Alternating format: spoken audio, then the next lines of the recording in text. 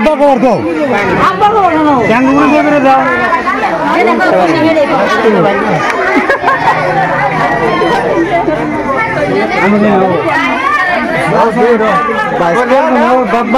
লাভ বেশি আমি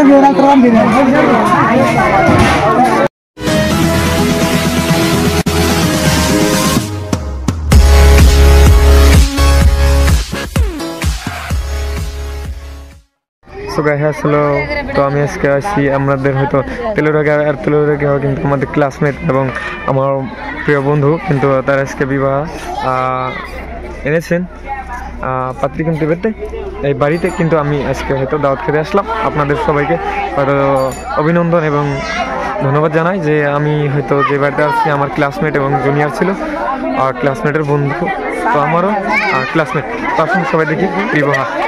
ধন্যবাদ।